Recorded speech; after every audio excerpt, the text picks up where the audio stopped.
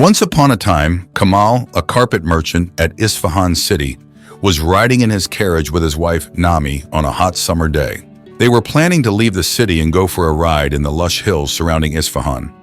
Kamal was cracking the whip over the horses' heads and whistling, while Nami had fallen asleep in the carriage seat. Suddenly, the large wheels of the carriage fell into a pothole on the road, jolting Nami awake.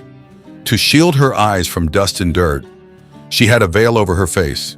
As she tried to adjust the veil, she accidentally touched her ears and realized that the earring on the right side was still in place, but there was no sign of the earring on the left side. Nami searched the entire carriage but found no trace of the earring. She became frightened and quickly pulled Kamal's sleeve, saying, "My mother's keepsake earring is lost." Kamal immediately halted the carriage, then jumped out of the carriage. Both of them began searching all the nooks and crannies of the carriage and its surroundings, but there was no sign of the earring. Suddenly, an idea struck Nami, and she said to Kamal, "Wait, let me think. I might know where it fell." A few hours after leaving Isfahan, as they passed by a house in a village near a bridge, Nami heard a peculiar sound. She turned her head and thought she heard a bird's call. She thought the earring might have fallen there. They both went to the spot Nami had mentioned and started searching again on the ground amidst the scattered leaves, but no trace of the earring was found. During this time, a man who was about to leave a rural house noticed that the couple was busy searching. The man asked, "Are you looking for something? Can I help you?" Kamal explained the situation to the man, who replied, "No problem. I will call my daughter Nagar now to assist you. My daughter's eyes are as sharp as an eagle's. She will surely find the earring." The man called out for his daughter Nagar, a 7 or 8-year-old girl who came out of the house. The man introduced himself to Kamal as Dawood and his daughter Nagar, saying that this small farm belonged to him. He offered to help them find the earring. Kamal told Nagar that if she found the earring, she would receive a good reward. The four of them began searching, and suddenly Nagar's eyes fell on the earring caught on a tree branch. She alerted the others, and they found the earring hanging from the branch. Kamal joyfully retrieved the earring and handed it to Nami. Nami, who was delighted and happy, asked, "Where is that peculiar sound coming from? Whose voice is it?" The voice repeated, "Whose voice is it?" Dawood explained that the voice was from their parrot named Garmiel. Nagar described to the couple that Garmiel talks like a human. Nami was very eager to see the parrot, and Dawood kindly invited them to their home. Dawood said, "We are poor farmers, but please be our guests and have some milk to drink. Garmiel will entertain you." Although Kamal wanted to continue their way and did not have the patience to waste time, he accepted the man's invitation because of his wife, Nami. Kamal and Nami entered the house and saw Garmiel, who indeed talked like a human. They asked Dawood about the story of this parrot. Dawood explained the story to them. "One day, Nagar and I were working on the fields near the river when Garmiel, our pet bird, who is very attached to us, was perched on one of the branches.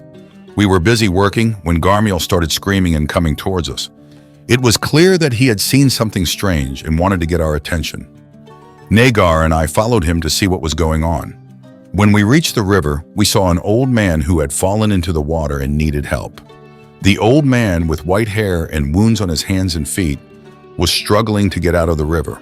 We managed to pull him out, tended to his wounds, dried his clothes, and then gave him a place to rest in our home because he couldn't walk. He stayed at our house for a week until he felt better and wanted to return home. Before leaving, he said something interesting to us. 'Because you saved my life, I want to give you a reward.' The old man, whose name was Mansour, said this, 'The true savior of mine is Garmiel. He helped me like a human, so he should be able to talk like a human.' Mansour did something that allowed Garmiel to talk. When Mansour left our house, he said that if you ever need my help again, I will come back." Kamal and Nami were astonished to hear this strange story. Kamal thought for a moment and said to Dawood, "Are you selling this parrot?" Then he took his money bag out of his pocket and said, "I am willing to give you 3 gold coins for this parrot." Dawood was happy with Kamal's offer, but Nagar did not want to sell the parrot at all. Nagar shouted, "Father, you should not sell Garmiel." Dawood replied, "This money will be very useful to us. The roof is leaking, and you don't even have clothes." Nagar protested again, but Kamal, in order to appease Nagar and give her reassurance, said to her, "I will give you a coin as well." Nagar shook her head in disagreement once again and did not accept. Kamal then said to Dawood, "People will soon realize that you have a talking parrot. Imagine if the news reaches the king's palace. The king will also want to see the parrot and have it. Surely the king will not give you any money. But if you sell this parrot to me for 3 gold coins, it will always remain with me. Besides, the ruler of Isfahan is my friend. He is a good man and will not let anyone take the parrot from me." In the end, Dawood agreed and sold the parrot to Kamal for 3 gold coins. Despite Nagar's reluctance, Kamal also gave her a coin. They then put the parrot in a basket and rode in a carriage with Nami. This time, instead of heading towards the hills, they turned back towards their home. In the middle of the road, Nami was puzzled as to why Kamal had decided to return home. On the other hand, he knew that Kamal was not someone who would spend 4 gold coins without reason. Unable to contain his curiosity, Nami asked, "Why did you buy the parrot?" Kamal replied, "A parrot that can speak like a human guarantees our future. I will send someone to the market to inform everyone about this matter, then everyone will come to see it. We will prepare our best room with the finest carpet, buy a golden cage for Garmiel, and charge anyone who wants to see Garmiel. Even if they give only a little money, we will become rich very quickly, and I won't have to sit in the shop from morning till night dealing with carpet weavers and customers." Nami asked, "What will you do when all the people of Isfahan have seen the parrot?" Kamal replied, "People from other cities will also come. And when all the people of Iran have come, it will be the turn of people from other countries.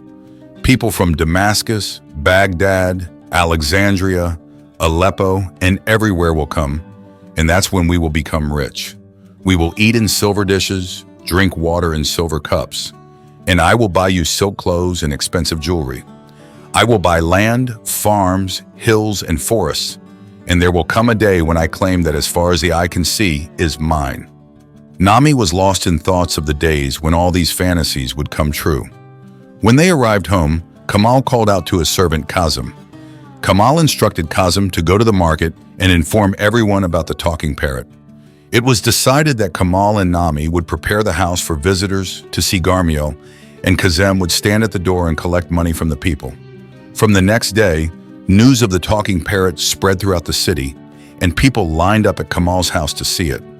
The crowd grew so large that Kamal built a new mansion with marble columns and a ceiling of ebony in the middle of his garden. In the center of the mansion, he also made a column of ivory and a luxurious cage for Garmiel. Seeing the increasing crowd, Kamal decided to collect silver coins from the people instead of copper coins. Therefore, each person had to pay 3 silver coins to meet the talking parrot. Everything was going according to plan. The magnificent mansion and the splendid cage for Garmiel were built. Garmiel was brought to the mansion with special ceremonies. Even Garmiel was amazed by all the pomp and circumstance surrounding him. People from different places came and stood in line to see Garmiel. Kazim would fill a bag with coins every hour and take it inside the mansion, telling Kamal, "Here is another bag." Kamal's wealth grew to such an extent that he bought all the houses and lands around. Kamal took his wife Nami up to the roof and said, "Look, now I want to buy all the lands as far as the eye can see." He did just that. Although Nami did not seem pleased with his decisions, Kamal bought all the hills, lands, and houses that were in sight until he reached Dawood's house. He sent his servant to Dawood's house to sell his house to Kamal. Kazim went to Dawood's house, knocked on the door, and when Dawood opened the door, he introduced himself and said, "My master wants to buy your land and house. How much are you selling them for?" Dawood looked at Kazim in surprise and said, "I have no intention of selling here. My father and grandfather lived in this house, and my family has been working on this land for 100 years. When my daughter Nagar grows up and gets married, I want her to live here with her husband and children. This land and house are their inheritance." Kazim returned to the house empty-handed and reported what he had heard to Kamal. Kamal, in anger, said, "If I buy Dawood's farm, then all the hills will be mine. What is the value of his broken-down house? Tell him I am willing to offer 100 gold coins." The next day, Kazim went to Dawood again, but Dawood still refused. A few days later, Kamal himself went to Dawood's door and said, "Why didn't you accept my offer?" Dawood calmly replied, "I will not sell the house where my father and I were born." Kamal, in anger, said, "Don't be ridiculous. You are jealous of me. You regret selling me your parrot. It was your parrot, but you didn't know how to use it." Dawood said, "No, sir, you are mistaken.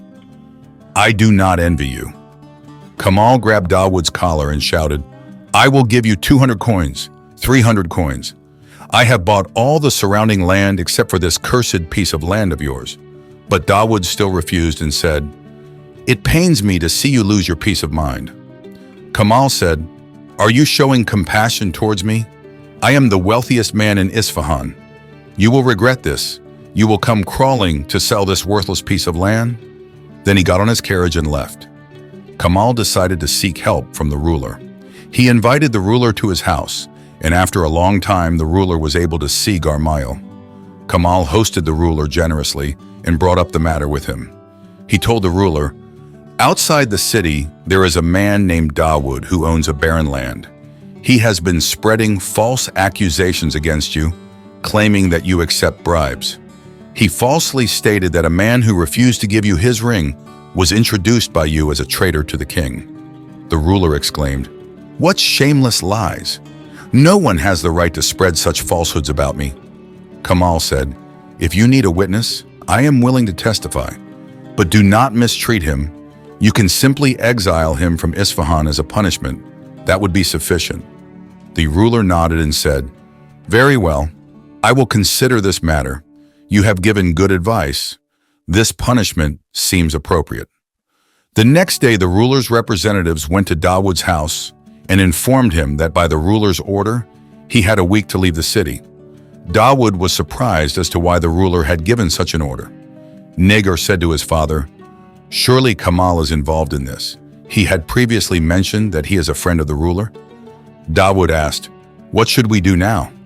Negar suggested, "We can seek help from Mansour the elder, who we saved him from drowning, and he had given Garmail the power to speak." The challenge now was how to find Mansour. Negar cleverly devised a plan. She gathered a large number of papers and wrote on them, "Mansour the elder, help, bring yourself at Dawood's house, the place where you fell into the river." She then had her friends distribute all the papers throughout the city. After a few days, Mansour saw the message and came to Dawood's house. Dawood explained the whole situation to him. Mansour promised to go to Kamal's house and confront his excessive demands.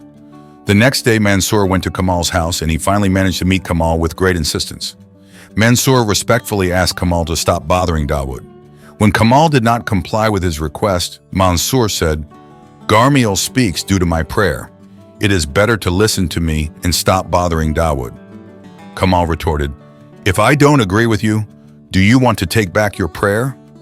Mansour replied, "No, I cannot take it back for 7 years." Kamal sarcastically remarked, "So you must want to turn me into stone?" Mansour assured him, "Do not worry, I will not harm you. Send your servant to the market tomorrow to see what decision I have made to break your pride." With that, he left Kamal's house. The next day, Kazem returned from the market and reported that 2 more talking parrots had been found. Kamal had just realized the meaning of Mansour's words. Kamal opened the coin boxes and gave several gold coins to Kazem, saying, "Go to the market and buy those parrots at any cost." After a few hours, Kazem returned with 2 cages of parrots and said, "Master, 217 talking parrots have been found." Kamal again sent Kazem to the market to buy more parrots. After drowning in despair a few days later, Kamal's house was in a state of chaos. The house was filled with bird cages. Nami clasped his hands over his ears and said, "I can't take it anymore." The hundreds of parrots repeated together, "I can't take it anymore. I can't take it anymore." Kamal didn't know what to do. The number of talking parrots was increasing day by day, and he had no choice but to send Kazem to the market with a box of gold coins every day to buy the parrots. Kamal and Nami were surrounded by the cages of parrots, and they had reached a point where they were busy counting their last coins and jewels. Kamal thought that maybe he should go to the ruler. Perhaps he could help them. Kamal went to the ruler and explained the situation to him, saying, "If you could lend me some money, I am in great debt." The ruler replied, "I have heard about the parrots. If I give you money, how will you repay me?" Kamal said, "I will hire laborers for my land and engage in farming. Dawood will also help me." The ruler asked in surprise, "Wasn't Dawood the same person who was exiled for speaking ill of me?" Hearing this, Kamal was terrified and had to tell the ruler the truth of the matter. The ruler said to Kamal, "So you lied to me. I was your friend and you lied to me. How can I lend money to a liar?" The ruler then ordered his men to bring Dawood back to Isfahan. Kamal returned home empty-handed. The next day, the ruler's representative came to Kamal's house and showed him the decree. The punishment for Kamal's lie was death, but it had been reduced to exile. With nothing left but his old carriage and Garmiel, Kamal dismissed his servant and, along with Nami, rode the carriage to leave their home and go to another place. Along the way, as they passed by Dawood's house, Kamal stopped the carriage, went to Dawood, and said, "I am leaving here, but I don't have enough space for my belongings. I want to give Garmiel back to you." Dawood said, "I would like to take back this bird, but I spent the 3 coins you gave me on repairing the roof of the house." Suddenly Nagar said, "But I haven't spent the 1 coin you gave me yet." Nagar went and returned with that 1 coin. Kamal smiled, thanked and put the coin in his pocket. Then he told Nagar, "Please go to my house and set the rest of the parrots free." Nami patted Garmiel for the last time and said, "This parrot was the strangest bird I have ever seen. I am sure it is very happy to return to you." Garmiel repeated, "Very happy, very happy." Kamal and Nami got back on the carriage and set off again. Along the way, Nami thought that if her earrings had not been lost, none of these beautiful birds could be free today and talk like humans. Kamal also thought that truly there is no fruit more bitter than the fruit of greed. I hope you found delight in this tale. Until our next encounter in the unfolding of another story, farewell.